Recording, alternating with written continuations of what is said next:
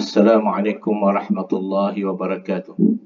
Alhamdulillahirabbil alamin wassalatu wassalamu ala asyrafil anbiya'i wal mursalin wa ala alihi washabbihi ajma'in. Alhamdulillah, dalam siri ke-8 pembongkaran rahsia-rahsia keajaiban ayat-ayat Allah Subhanahu wa taala dalam Al-Quran Karim.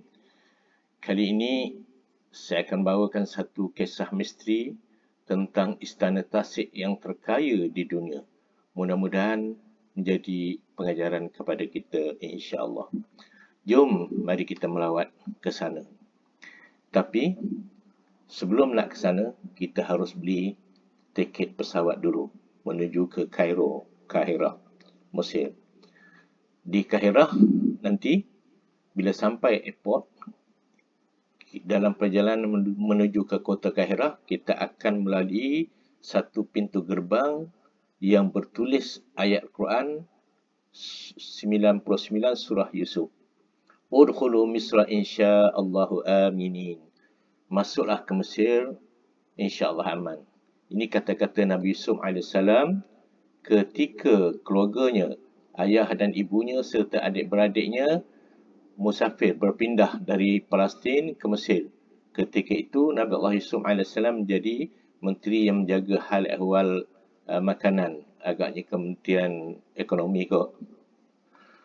Okey, bila kita sampai ke Kairo atau Kahirah, kita boleh menaiki bas ke, teksi ke, atau charter kereta ke menuju ke Al-Fayoum sebelum pergi ke Tasik. Itu dia. Ini gambar yang saya ambil dalam perjalanan daripada Kahirah ke Al-Fayoum. Tengok sebelah kanan tu Fayoum dan sebelah atas sana Kahirah. Jauhnya dari Kahirah ke Al-Fayoum ialah sekitar 130 km. Kita akan melalui kawasan pertanian yang subur di zaman Nabi Allah Yusuf AS dulu. Tapi pemandangan ini bukan pemandangan zaman Nabi Yusuf, ini yang terkini. Tapi di sinilah tempat dulunya pertanian yang subur zaman Nabi Allah Yusuf AS ketika dia menjadi menteri hal ehwal ekonomi Mesir. Perhatikan ayat 43 hingga 50 surah Yusuf. Di sana ada ceritanya. Yang mana suatu masa raja atau pemerintah Mesir bermimpi.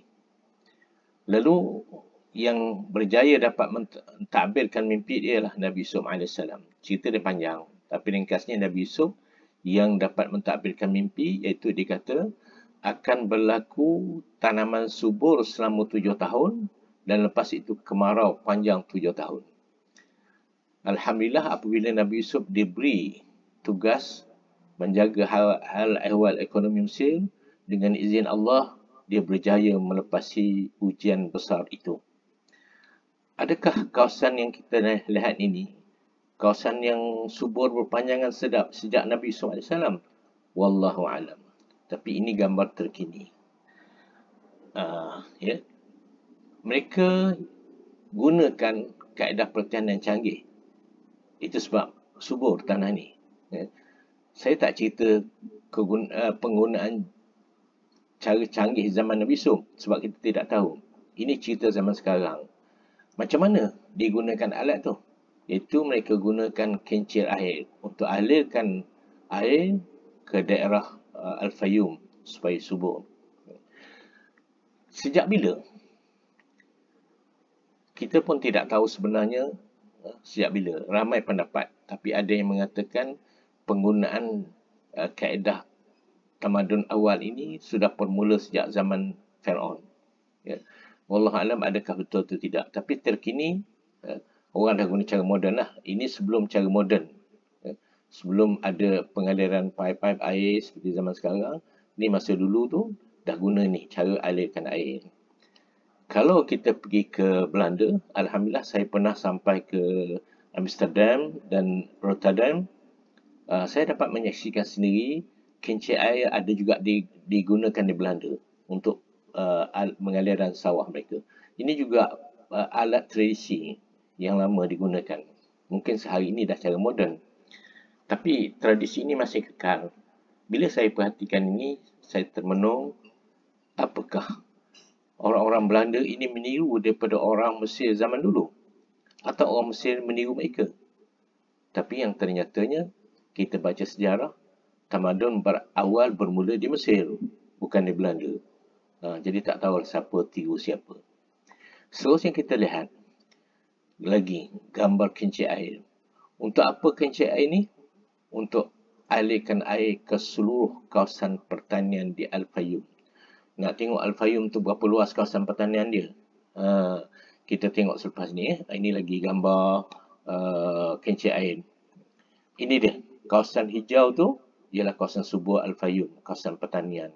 Yang dikatakan dulu-dulunya zaman Nabi Allah Yusuf AS, di sinilah tempat suburnya.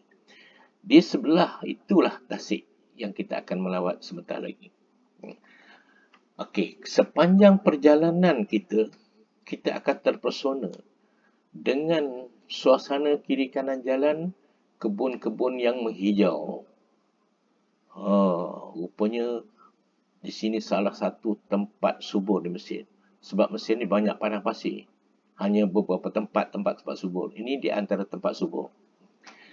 Kemudian dalam perjalanan kita akan jumpalah seperti biasalah tempat lain. Adalah orang-orang kopi, orang kampung.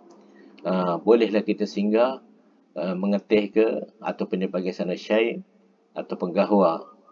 Situ ada dikatakan, dikata ahla kafe. Mana kafe yang enak di situ. Kemudian kita akan teruskan lagi perjalanan. Kita akan melalui satu daerah yang namanya Bashkshuk. Di sini, daerah sini kita akan dapat melihat pemandangan orang-orang kampung membawa kereta keldai. Tapi jangan pula turun dari bas, turun dari kereta, naik kereta keldai ni bila nak sampai ke Tasik. Okey. Perjalanan kini sudah hampir sampai ke kawasan Tasik. Kita akan lihat rumah-rumah berderitan di hadapan Tasik. Ini kita lihat pemandangan suatu daerah kecil ataupun bandar kecil di tepi Tasik ni. Dan di Tasik ni juga kita akan dapat melihat tempat-tempat peranginan. Ada kafe di situ dan sebagainya. Dah sekarang sudah pun sampai di tepi Tasik betul-betul. Milik siapa sebenarnya Tasik ni? Ini yang kita nak cerita. Dia adalah milik Qarun. Orang terkaya di dunia.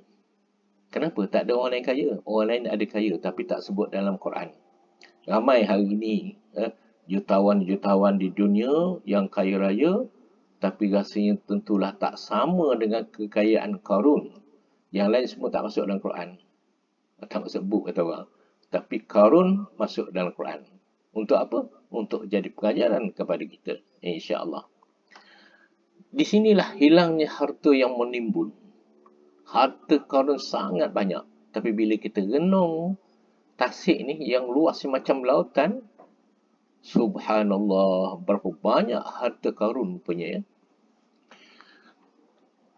Nama dan kekayaan Qarun ni disebut dalam Quran yang dibaca dan diulang-ulang menjadi ingatan sepanjang zaman. Sampai kiamat. Sampai Quran tak ada. Siapa dia Qarun? Buka surah Al-Qasas ayat 76. Allah ceritakan, dia kata apa? Inna Qaruna kana min qaumi Musa. Sesungguhnya Qarun itu dari kaum Nabi Musa AS. Ada setengah riwayat mengatakan dia sepupu kepada Nabi Musa AS. Maknanya dia Bani Israel. Dia dari kalangan Bani Israel. Masa itu ada Fir'aun yang termasyhur mengatakan ialah Fir'aun Ramses yang berlawan dengan Nabi Musa AS. Jadi Qarun ni bukan dari kaum Fir'aun. Kaum Fir'aun ni Qibti. Dia daripada kaum Bani Israel. Sepupu kepada Nabi Musa AS. Tapi dia dapat jadi menteri Fir'aun. Salah seorang daripada menteri Fir'aun. Itu hebatnya Qarun. Kenapa dia sampai begitu? Okey, kita tengok lagi Allah SWT sebut Fabagha alaihim. Walaupun dia dari kalangan Bani Israel, tapi sikapnya melampau batas terhadap kaumnya, kaum Bani Israel. Sebab apa? Kerana dia berpihak kepada Fir'aun. La'natullah alaih. Apa kelebihan Qarun ni? Dalam ayat yang sama, iaitu 76 Al-Qasas, Allah Ta'ala kata, wa atainahu minal kunuzi ma inna mafatihahu. Kami kurniakan kepada Qarun ni berbagai jenis kekayaan. Sehingga ma inna mafatihahu, sehingga anak kunci khazanah hartanya latanu bil usbati ulil quwwah, terlalu berat untuk dipikul oleh orang-orang gagah perkasa. Bayangkan, anak kunci saja begitu banyak sampai berat, tak terdaya nak angkat oleh orang gagah-gagah perkasa, apatah lagi hartanya. Kunci nak buka peti-peti harta dia, peti-peti emas dia, Masya Allah. Begitulah tak tergambar hebatnya Qarun ni. Itu saya kata tadi. Tidak ada orang yang terkaya di dunia ni yang lebih kaya daripada Qarun. Okey, macam mana tiba-tiba Qarun ni jadi kaya? Dia ni siapa asalnya? Faqad kana Qarun min fuqara Bani Israel. Asalnya dia orang miskin. Sering ditindas, sering dianiayai. Itulah nasib orang miskin. Tapi Qarun ni, dia punya cita-cita dia sangat tinggi. Dia kuat beribadah mengikut agama datuknya Nabi Yaqub alaihissalam. Dia juga pengikut Nabi Musa yang sama-sama memikul dakwah menyampaikan agama kepada kaumnya. Begitulah bila masa dia miskin, dia bersama-sama dengan Nabi Musa alaihissalam. Tapi miskin-miskin dia cita-cita tinggi. Dia tidak menyerah kalah kepada kemiskinan dan perhambaan. Orang miskin jadi hamba pada masa itu. Lalu, sebab dia ni ahli ibadah juga, dia memohon kepada Allah, dan Allah kurniakan kepadanya ilmu dan cerah akal. Lalu ia ceburkan diri dalam perniagaan. Berniaga, akhirnya dia berjaya. Berjayanya luar biasa. Dan ada pendapat mengatakan Allah beri dia satu ilmu, iaitu bagaimana dapat mencari emas dan mengolah emas buat perhiasan-perhiasan. Itulah yang jadi cepat dia kaya tu. Pasal emas punya pasal. Setelah melihat Fir'aun semakin menzalimi Bani Israel, terutama selepas perayaan Hari Az-Zinah. Dalam Quran disebut Yaum Az-Zinah, iaitu hari perayaan yang masa itu diadakan perlawanan antara Nabi Musa dengan ahli-ahli sihir. Itu dikatakan perayaan besar. Ya. Lalu kita pun semua tahu, dalam pertandingan atau peraduan siapa menang siapa kalah itu, alhamdulillah Nabi Musa AS menang, kerana tongkat Nabi Musa yang bertukar jadi ular besar dapat memakan semua ular-ular tukang sihir. Akhirnya tukang sihir beriman kepada Allah. Dan sejak itu Fir'aun semakin kuat menindas Bani Israel. Jadi bila Qarun ni melihat kaum dia ditindas, dia bimbang kalau dia juga mendekati Bani Israel, dia akan terpias juga kena tindakan-tindakan Fir'aun. Lalu dia mula menjauhkan diri daripada Nabi Musa dan daripada kaumnya. Bila dia jauh daripada kaumnya, maknanya dia hampir dengan Fir'aun lah. Mulalah dijauhkan diri dari Nabi Musa AS. Hartanya semakin bertambah. Tidak dapat dikhayalkan oleh akal manusia. Sehinggalah Allah Ta'ala cerita selanjutnya dalam ayat 79 tadi. Suatu hari, fakharaja ala qawmi fi zinati. Ia keluar kepada kaumnya dengan perhiasan yang hebat. Nak demo ni tunjuk kehebatan di harta dia. Dia bangga dengan kepandaiannya. Ada banyak riwayat. Ada yang mengatakan macam orang sekarang lah, bila dah kaya, dia mulalah kotak orang miskin, malah kerja lah apa semuanya. Agaknya begitulah dulu. Jadi, dia bangga dengan kepandaiannya, dengan harta dia. Lagi orang ramai terpesona. Qala allazina yuriduna al-hayata ad-dunya, sambung ayat tadi. Berkatalah mereka yang inginkan kehidupan dunia. Orang yang cintakan dunia, dia kata apa? Tengok ayat berikut. Ya laita lana mithla ma utiya Qarun. Wahai, alangkah baiknya kalaulah kita dapat macam apa yang Qarun dapat. So, dia semua bercita-cita nak jadi macam Qarun. Innahu lazu hazzin azim. Mereka kata apa? Sesungguhnya ia, yakni Qarun, mendapat nasib yang sungguh hebat. Jadi orang miskin ni angan-angan lah. Berangan-angan. Nak jadi macam Qarun juga. Seterusnya, Allah Ta'ala tunjuk.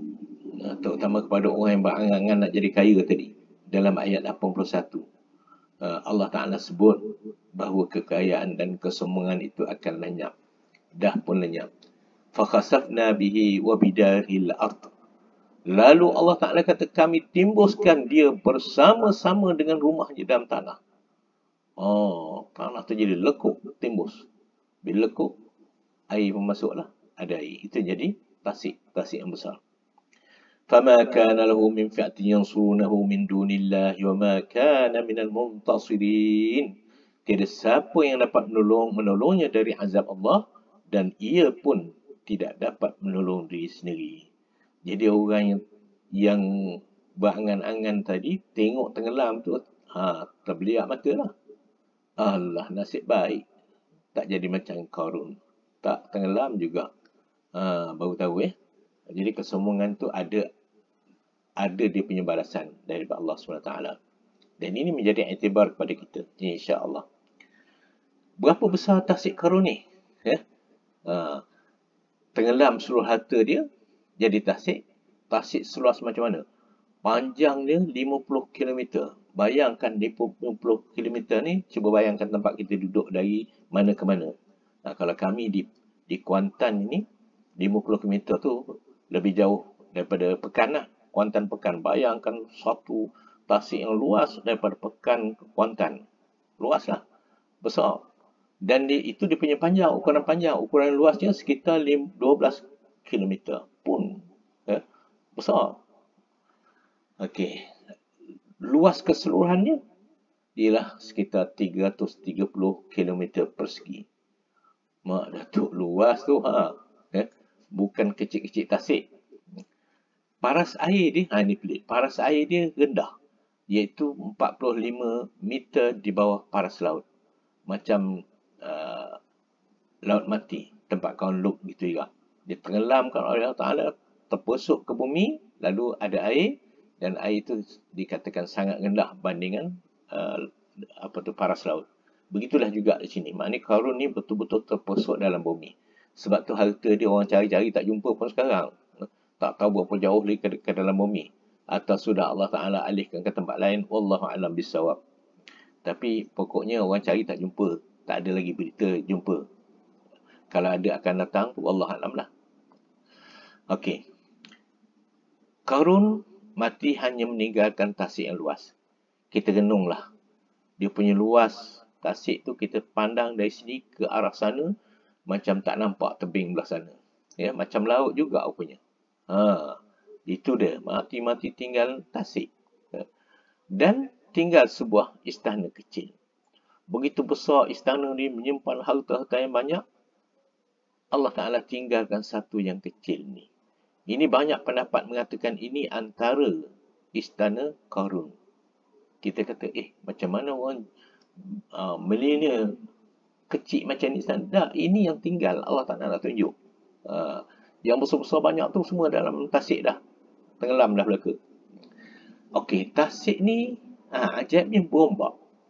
Selalu tasik tak berombak. Yang berombak ni lautnya. Ya.